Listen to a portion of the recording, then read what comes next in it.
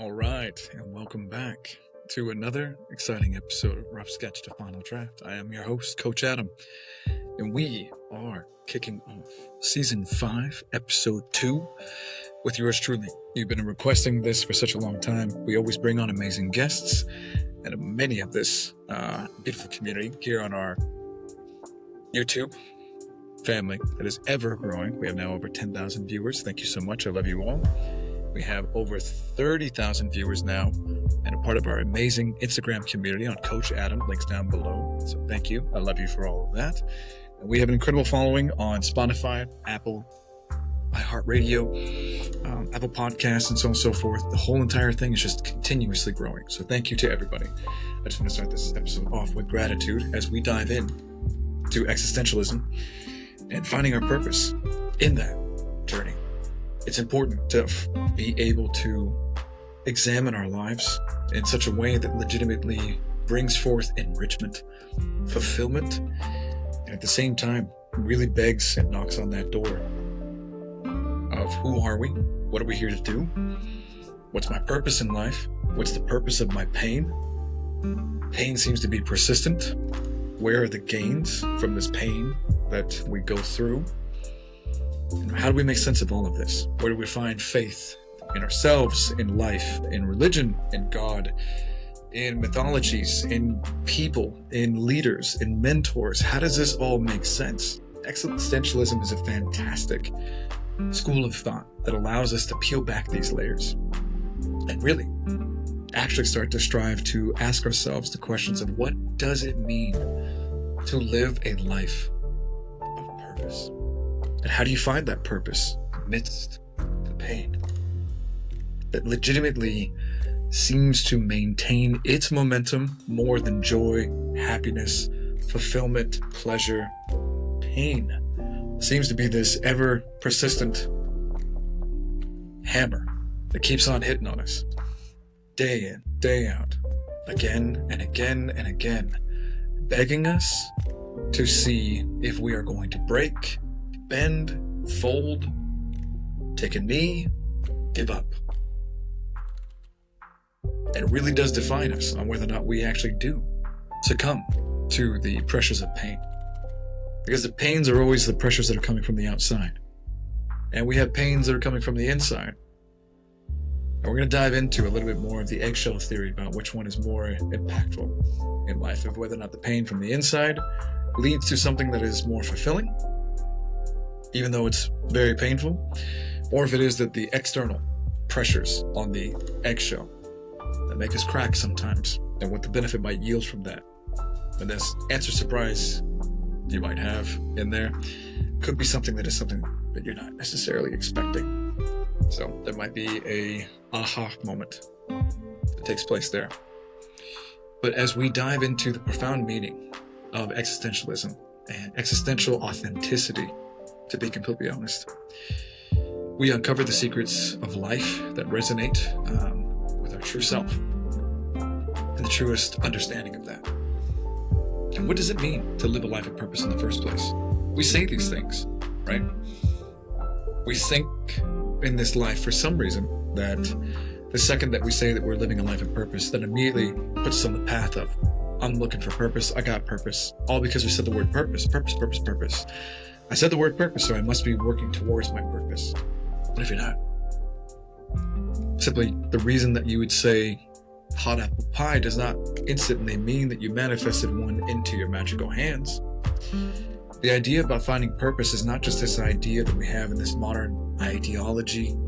These podcast worlds, obviously a part of this, and kind of dispelling some of that as we're doing this journey here with the Rough Sketch of Final Draft family, is the fact that many individuals will say they're on their healing journey, they're finding their purpose, they're protecting their peace. Simple phrases like, I'm doing me. These types of things, these ideologies that are popping up in the widespread world of Pinterest, hashtags, memes, soliloquies that have been watered down into 3 to 4 word phrases or statements that are somehow supposed to encapsulate the enrichment, the totality, thousands of years of philosophy, thousands of years of our ancestors' struggles, all bottled into these little hashtag moments. that are somehow supposed to quantifiably be descriptors of our lives, the struggles that we go through, and the motivators that we are going on, right? Stay on that grind. Things like this. These are simple idioms and acronyms and idiosyncrasies of the world at the present that literally get us kind of distracted from what is the real work inside. So as we unpack this, as we're looking for purpose, what we do is we delve into the profound meaning of existential authenticity to uncover the secrets that life literally offers to resonate with our true self, as I was saying. And that's the true point, is where are we actually able to find this true self? What is that? As we're unmasking the self in our journeys of finding our meaning, our purpose through the pain, our purpose in general that will sustain us through the pain, through the trials, through the Sisyphean tasks that we find ourselves in, literally pushing this boulder uphill endlessly in our lives, all just to watch it one day roll back downhill. That's a tough task, right? I mean, literally, to quote something that's phenomenal in this modern era that most of us will now understand too. But again, keeping it more on the modern era thing, there's the quote from Linkin Park's lyrics. In the end, you got so far, tried so hard, but in the end, it didn't even matter. It's true. That's a Sisyphean mythology link in the modern sense of how musicians and artists and writers and scriptwriters are using ancient mythologies and ancient wisdoms and pouring them forth to the masses of now. Sometimes it does feel that way, doesn't it? That the more that we try, the less we seem to see the benefit of. It's really interesting in the sense that the work that we feel like we do doesn't seem to last, because if you did a good job yesterday, it doesn't mean that you don't work tomorrow or the next day. If 1 week's worth of excellent labor is really there to be valued and to be quantified, it does not offset the fact that you get the next full 3 months off. If you have one good year, it does not denote that you literally can take the next 10 years off.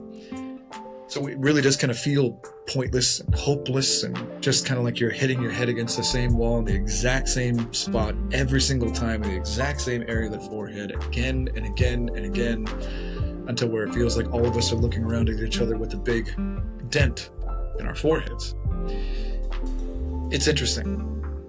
We're not alone in that thought process. Human beings have not necessarily evolved or changed much in the last 3,000 years to such an extent that we do not feel these same feelings that even our ancestors and our forefathers and our forebears and our mothers and so on and so forth, we've all felt this for hundreds and hundreds and thousands of years.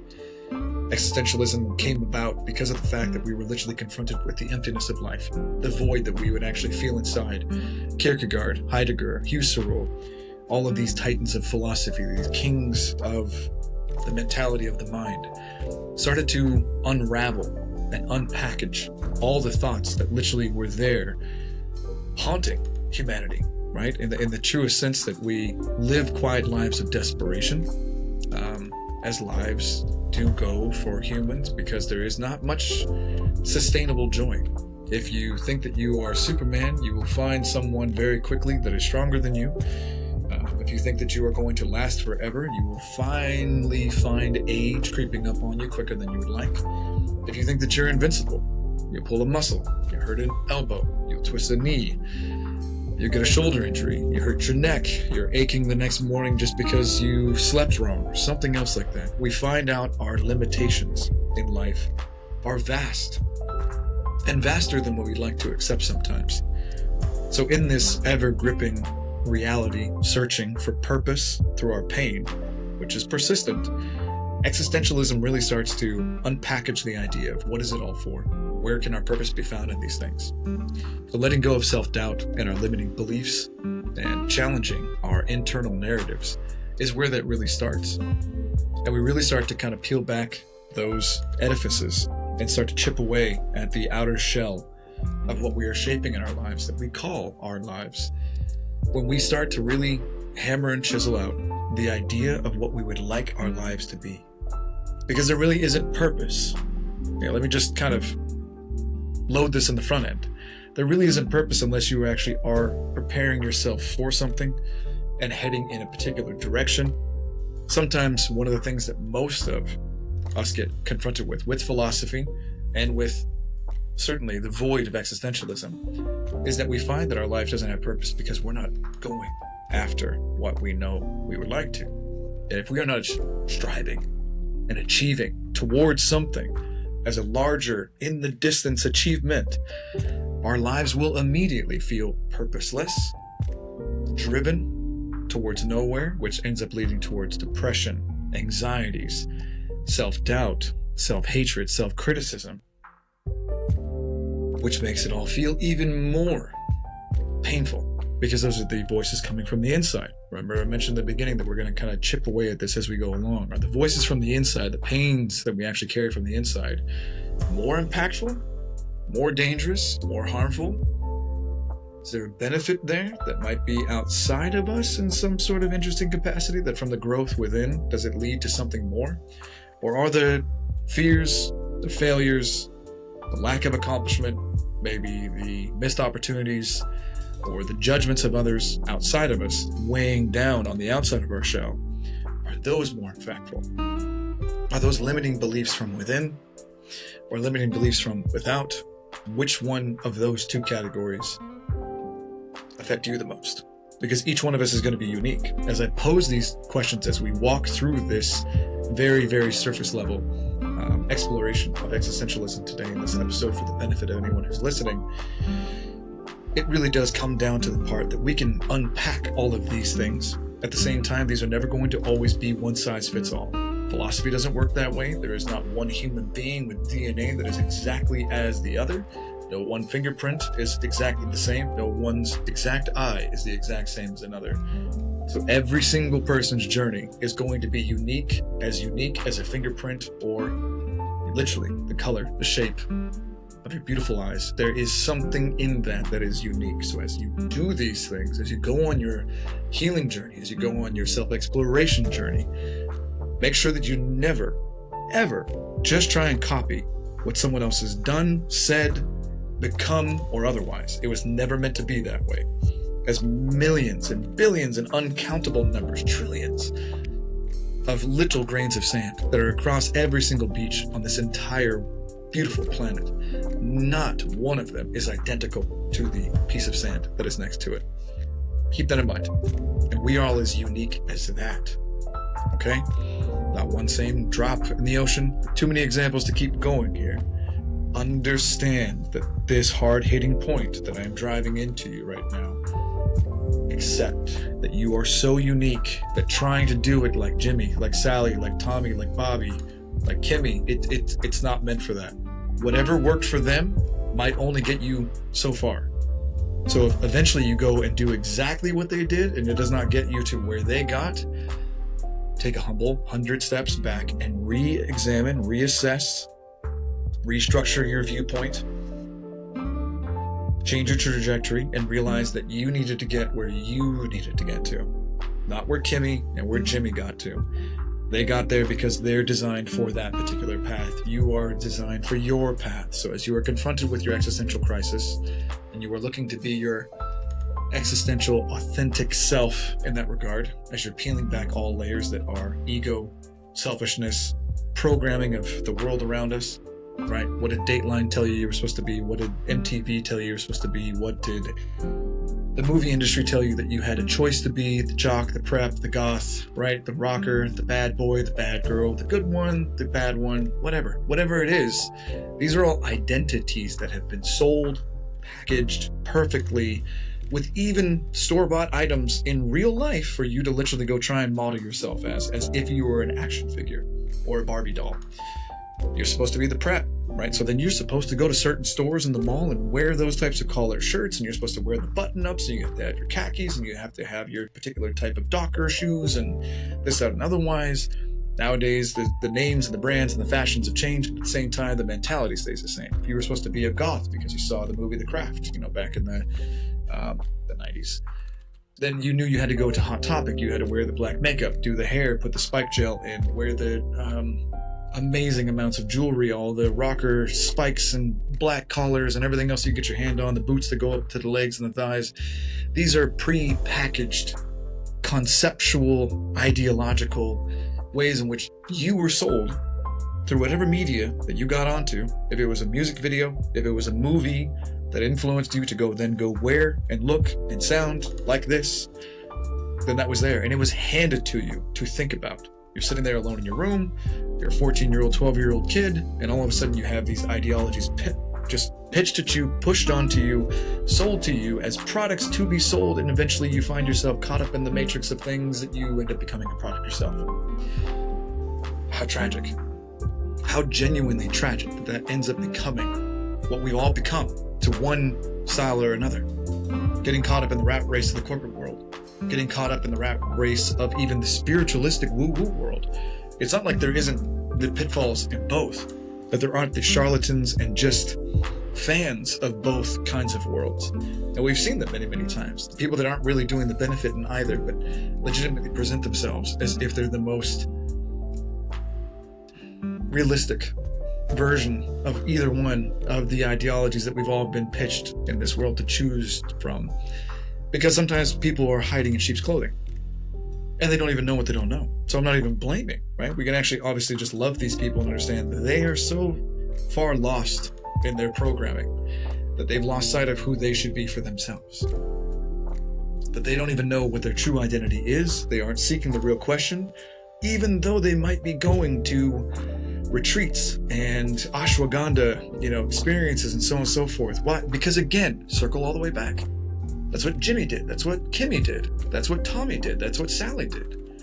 And they caught up in the idea that what they were bored with was their life. Maybe they were a corporate person and they saw Jimmy and Kimmy going this way to the ashwagandha retreats and so on and so forth, practicing with other substances and doing the shamanistic rituals and so on and so forth. It isn't that it doesn't have some sort of benefit, but to our point, remember, if it wasn't supposed to be for your path, then you will not be able to see that person reach the same end that Jimmy and Kimmy, Tommy and Sally reached, because Jill over here did not actually need to get to where they got.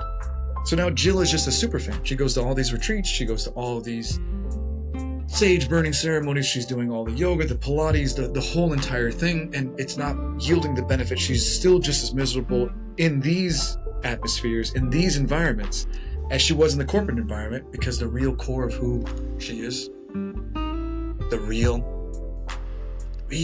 Jill that she is, the existential authenticity has not been touched yet, has not been cracked yet. The pressures from within the egg, the pressures from without the egg, on the outside or from the inside. So when we recognize the strengths and we embrace our actual genuine individuality, we can actually begin to celebrate our uniqueness. And not until, right? When we're talking about the idea of what being confronted with the emptiness of what life is, it's a big question, isn't it? And when you really think about the fact that literally you are a carbon-based life form, walking around in skin that has to be fed, watered, is fragile, can be cut, bones that can break, a body that does have a terminus. There is a long timeline for most of us, right, to enjoy, from maybe, if you look at it properly, maybe to 70 years, maybe to 90 years if you're lucky. There's a few people out there in the world cracking that 100 years plus, and that's it. So there is a timeline, there is a terminus.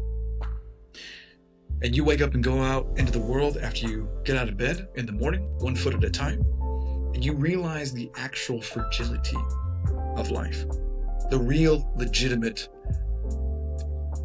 authenticity of the reality that this life could lend itself to ending at any moment. It could lend itself to bliss, it could lend itself to disaster, it could lend itself in any way that life sees fit. And we don't have the ability to control that. And when you really genuinely grapple internally, honestly, authentically, with the fact of that vulnerability, that life is actually a walking possibility of vulnerable, oh no, life could end. Life is fragile. First thing that comes over is a gripping, terrifying fear that sets in all around you. Your senses become wiped out. You're terrified of the void of life, the unanswerable questions of life. You haven't even yet necessarily gone into the who am I, what am I here to do, what's this all about? You're literally just realizing that with all of even those answers that cannot be answered in the blink of an eye, there is a risk, absolute risk, every single moment of every single day. How are you going to be strong enough? How are you going to be fit enough? How are you going to be healthy enough? How are you going to be able to survive long enough? Also, with the same exact moment that is happening, you immediately are overwhelmed with the rushing, flooding thought of the fact that are to run away from hundreds of millions, billions of other people in the exact same position as you are, fighting for the same resources, wanting the same joys and freedoms and feelings of life.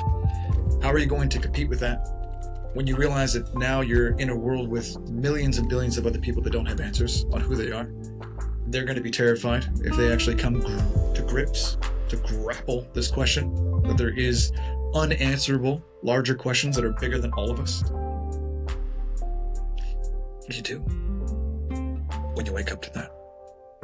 And existentialism, true existentialism, really does grapple with the ideas of literally starting to unpack some of those deep, core-rooted fears, like we were saying with Jill, getting down to the actual atomic level of dealing with the angstrom-sized, molecular, moment-to-moment, true bits of our spiritual side and our mental side, to be able to really think like, what is it all about?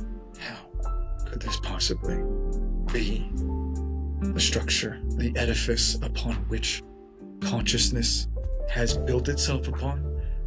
We look at ourselves in human form, and we look at animals and elephants and dolphins and whales and chimpanzees and beautiful birds, trees and plants and farms, mountains, everything.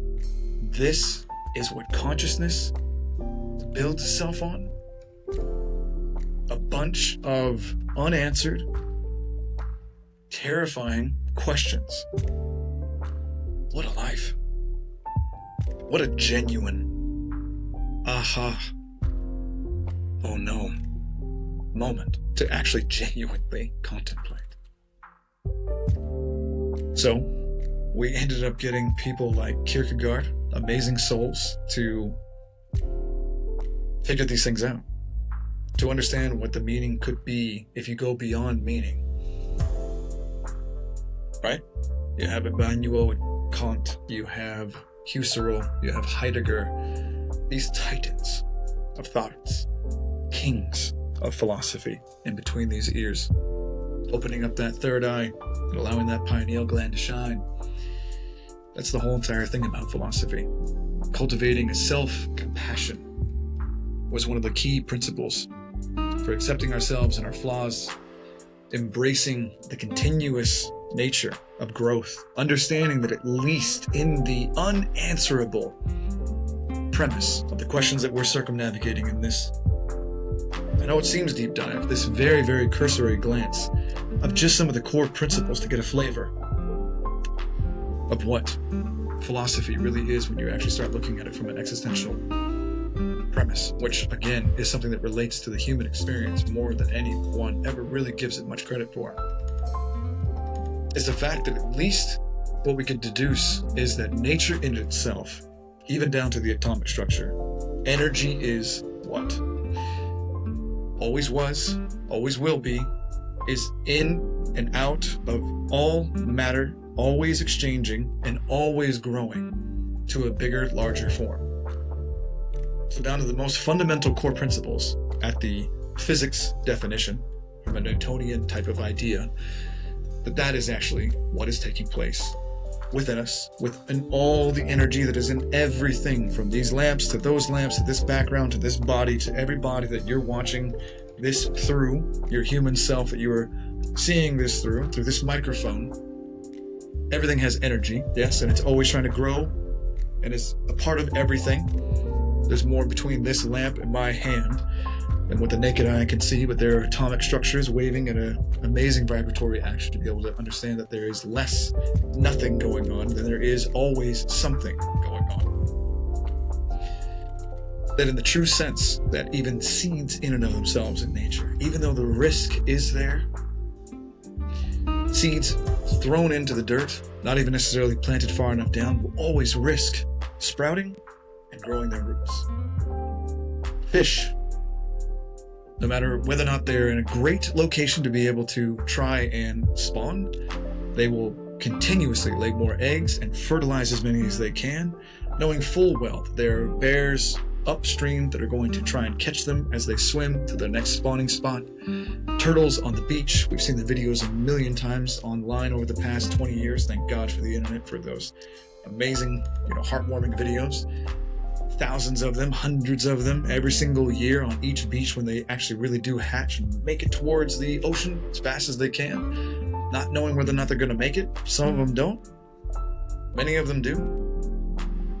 That at the core fundamental level, the foundational level, baseline, everything in this universe is growing. It's cultivating its continuous growth. And to embrace at least that when you are confronted with the unknowable, unanswerable questions of what is this all about? Life is a risk. Everyone out there is fighting them for the same resources. Oh my gosh, it's scary. Life is fragile. Life is precious. It's all going away. It can be taken away really quickly. I better start appreciating it. At least understand the fundamental principle that is eternal, is that everything is always growing. That's at least one step to make some of this feel a little bit more easy, right?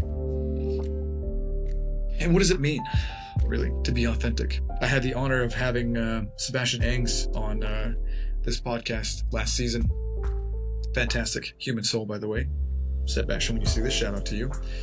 And we talked about the fact of what it is to be authentic, because we hear that term so much in this world. It's become a buzzword instead of legitimately just allowing itself to be what it should be on its own, as its own thing. Authenticity has been repurposed, repackaged, almost to the point when it's kind of, you hear it so much, it's in the background. Though there is no other better word for the most part to be able to redefine such a fantastic, sublime term. And authenticity is about the fact of legitimately being the author of your life. And authenticity, at least for us in the rough sketch to final draft family, authenticity is about being held accountable like the author in authenticity. Because as the author of a book, or the author of a story that becomes a movie, or anything else to that effect, the author of a script, you're held accountable. The editors are coming to you. The editors are not coming to the photo team or the clothing line or anything else like that that comes from the original initial concept.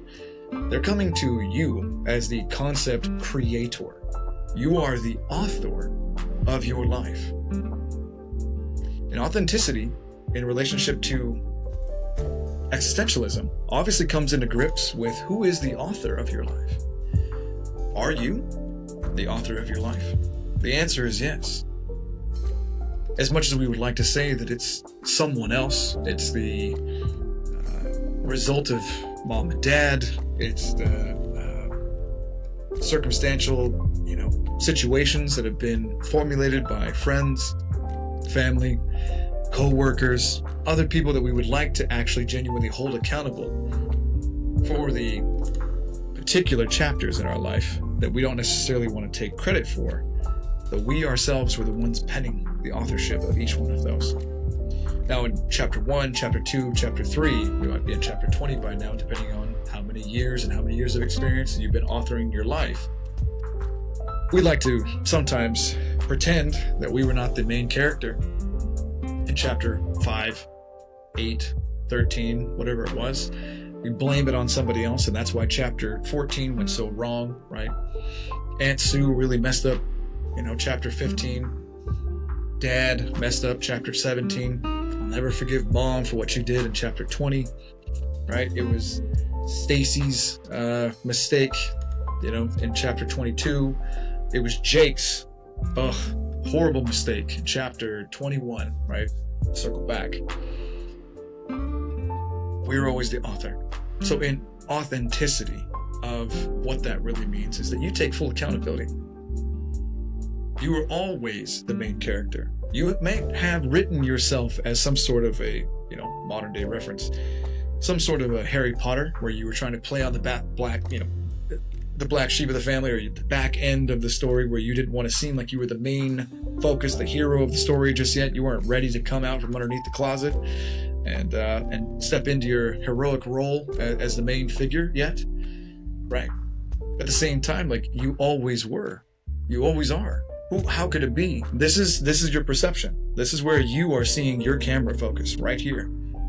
As you're looking at this screen, you are the hero of your life. Plain and simple. You always were, you always will be. No one can take that role from you. You are 100% the main character in your play. Never let that be taken away from you. Don't take it away from yourself, and certainly fight to always make sure that no one else tries to take it away from you. Certainly not yourself, but don't let anyone else. So in that sense, when you're thinking about what the author of your life truly is, what are you writing? The idea that obviously existentialism has been presenting, as I've been saying it here, is what is the purpose? What is the meaning? How could there be meaning in something so meaningless? Because where we do get meaning from life is the meaning that human beings put into it. That is obviously one of the things that is argued, contested, and put out there upon the arguments of existentialism, is meaning is derived because humankind has put meaning into things. We value money because we made it valuable. We value certain types of foods more than others because we made them valuable. We value certain types of expenses. We value certain types of luxuries because we made them valuable. If you really want to unpack that sometimes in the idea, this is very interesting to kind of peel those layers back. When you think about escargot, or if you think about other types of accoutrements of elegance and so on and so forth, you might be a little bit surprised about the real truth behind how all these things got started and really what they are. I mean, is it really, really, really a delicacy to eat fish eggs? Is it? Is it really a delicacy to eat, cooked snails? Is it really a delicacy to eat a younger cow when you're calling it veal? And these are some heartbreaking things sometimes when you really think about the idea of the luxuries that we call these things. So the idea is that the meaning that we placed on them, clearly, could be brought into question. But here they are, as things that literally uphold some sort of status quo inside of our minds. We could say that that isn't what we decide, but at the same time, we're all literally characters and creatures of circumstance in this world that we find ourselves in. So even if it doesn't apply to you personally, to us personally, it definitely cannot be argued that it does not hold some sort of placeholder in the world at large. And we either appropriate ourselves to those things or we distance ourselves from them, which means we are acknowledging their presence, so then therefore they are something for us to grapple with. That brings into question many things relating to authentic value inside of ourselves, inside of our lives, and the valuations that we make with those things shape who we are, shape who we become. Shape this version of who you are on the side of the screen. Kim, John, Christine, Leonore, Lulu, when you see this, Randy, Chris, right? Lisa, Laura, Cindy, so many more to go through. Anthony, right? Some of the wonderful members of this incredible, beautiful community that I could even imagine. So many of those names obviously are going to resonate with so many of you. It's who you are, who your authentic self truly is. Because you are the author of your authenticity of your life, or of the lies, deceit of your life as well. Right? So then the authenticity has to come into the fact of honesty, right? So authenticity, as we're still defining this term, is you are the author with honesty. Authenticity. Honesty. Author. Authenticity. When you merge those two words together, you get honesty, you get the authenticity of the author, and you can now finally have a dialogue with the person who is most responsible for penning the life that you've been living into said creation. Because you are the scriptwriter. How you perceive the particular interaction, the inner monologues that you're having, whether or not they are self-defeating, limiting beliefs, whether or not they are self-critical, self-esteem boosting, self-confident, self-reassuring, or not. These types of things, these elements, are going to come into play in one's life in such a way that is going to shape the way that you live your life authentically or unrealistically. It's going to make the biggest difference. You have to understand this from a real humanistic standpoint, that this is what you are doing. The existential crisis that you might be feeling is literally what is going to take place when you are confronted with what, how, and why you were doing what you were doing. So as you literally then work towards the fact of becoming an honest author of your life, of your script, the authenticity of your life begins to unfold. So then your existential authenticity becomes the relevancy upon which you can build your life with stability, reliability, and the illusion of control of your life seems to let go. Because now you understand that you are at least the writer, and you get a chance to start seeing that life is an active play, that you get a chance to engage with life, creating with life, creating the life that you want. Because if you are the scriptwriter, you can now get better at writing your life's script. That's the whole entire point. You can examine societal pressures that conform you to shape your desires and start to bring into question the desires that you actually genuinely do have, and question, why are those the desires that I have? Are those the desires that I really want, or are those the desires that were put onto me to tell me that I need those types of shoes, that I need that type of hat, that I need these types of shirts, that I need this type of car, I need that type of lifestyle? Is that really the desire that I was born with as a little Jill, as a little Chris, as a little Anthony, as a little Cindy? Or is that something that was sold to me and I said, I'll buy that. That's who I want to be in this society, but not who am I really? Because a lot of the reasons why we actually suffer existentially is because we are living inauthentically. We are not being an honest author of our lives. Do you understand how now that starts to make more sense with the way that we're unpacking this term? If we are living inauthentically, we are being a dishonest author of our lives. And if we actually would be honest authors, we could actually strive and aim and grow towards a life of fulfillment, a life of joy, a life of true happiness. And if we did that and we embraced our vulnerability, we would find strength in admitting imperfections. We'd be able to allow ourselves to be vulnerable, honest, and genuine enough to seek support from a mentor, from a loved one, from a coach, from a family member, from a partner, from even just someone in your life professionally maybe that has more life experience. This is the way that we've done it communally for thousands of years. The wise elder of the village, the wise woman of the village, the healer, the shaman, the ancient witch, right? These are all terms that we've all grown up to, and nowadays we've taken that exact same concept, because we're not different as humans, that we've thrusted that, and it has been exported into the world of the societal sphere of celebrity, music, media, actors, faces on the news and the media, politicians, everyone who's legitimately wanting to be that at such a larger level. Now, obviously, that could be, and I want to say it on its face value, it's got two different sides. Let's take it from a positive side. That makes sense to want to be able to have a larger voice for a larger audience. Though let's kind of take a humble 10 steps back and at least just still keep the positive mindset and look at it from the standpoint of when there was a village of maybe a couple hundred, maybe let's just say 300 to maybe 3,000 people. That wise elder in that village, the man and the woman who are the wisest in that village, they know that area. So the advice that they're giving is pertinent to the people of that climate, of that food area, of those valleys and dips and so on and so forth, right? That's relevant wisdom to those people. Period. And that makes sense because they know it well and they're able to help those individuals specifically.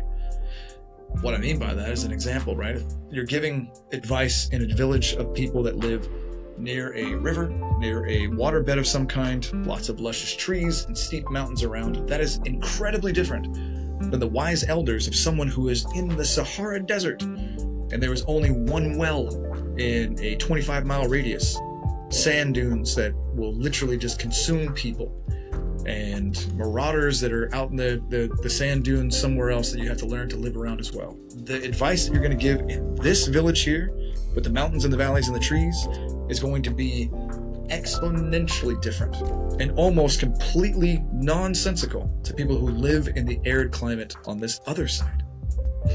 So what I'm saying now is, as we take our steps forward back to the example that it is said of these new leaders that we have on this global type scale, the advice that they're giving cannot ever be uniqueified enough to actually be able to resonate with enough people across the world all at one time. We don't live the same types of lives. The cities that are in Chicago are not exactly the same as they are in San Francisco, from those to the ones in New York, to the ones in Florida, to the ones in Colorado, or the ones in Texas. There are idiosyncrasies and uniquenesses that are being wiped over, forgotten about, and glazed over in such a way that does not allow life to be able to be so easily suggestible to everybody in such a way. The customization, the uniqueness has been lost to such an extent that individuals who take advice from this type of media are feeling lost because it isn't made applicable to them specifically enough that they are doing like what I said to circle back at the beginning with Jimmy and Sally and Tommy and Kimmy ended up getting. We're all now trying to be these other versions that do not fit our unique village, our smaller subset of family and communities, and certainly not our unique selves as individuals. Where the wise elders of a particular area were more accustomed to being able to help out their village, their community, because it's all in a tight net. This idea about casting a wide enough net on the whole entire world to say that one piece of wisdom, size fits all, doesn't work. Doesn't work. There will be fish that get through the net. It's not going to be good. People will get lost. People will lose their fulfillment. People will lose their feeling of wholeness. And that's what we're suffering from in the world of today. If we want to just kind of put a tiny little bow on it and wrap it up with a chef's kiss there. It's one nice way to certainly put it. So as we're embracing our vulnerability, we're finding our strength, and we're admitting our imperfections, like I said, we finally are able to seek the support from the right leadership, the right mentorship, and find ourselves in existential authenticity, the honest authorship of our lives. Depends on us. Because as I've been saying through this entire thing, think about the idea of the visualization. Think about an egg. Just a regular egg. Clear the screen. I know we talked about a lot of things. Clear the screen of your mind. Close your eyes and just see an egg. And I want you to imagine that egg, as you're thinking about it, breaking from the outside. All right? And what do you typically imagine seeing? That's usually on a cooking show. It's on a channel somehow. Keep your eyes closed, you're visualizing this, and you see the yolk kind of fall out into the pan and the whole entire thing, and you start to cook, right? Clear that idea out. Go back to the vision of the egg. It's perfectly white. You're not in the kitchen anymore, just white background and the white egg. And see that the egg breaks from the inside. Now, what is your first visualization? Right? It's going to be a beautiful little chick popping out. It's breaking the egg from within and is coming out of the egg. It's leaving its protected world. And it's coming into life from within this place that it has been hiding. Right? So just like we said at the very beginning of this audio, this video, as you're seeing it here on YouTube, is the existential angst, the internal, more threatening than the external. Existentialism begs us to literally think about the dichotomy between these two. We're told to fear the outside, the existential external in that regard. So the existential internal crisis leads to new birth. When you really grapple with these questions and you find out who this person really is. Remember Jill?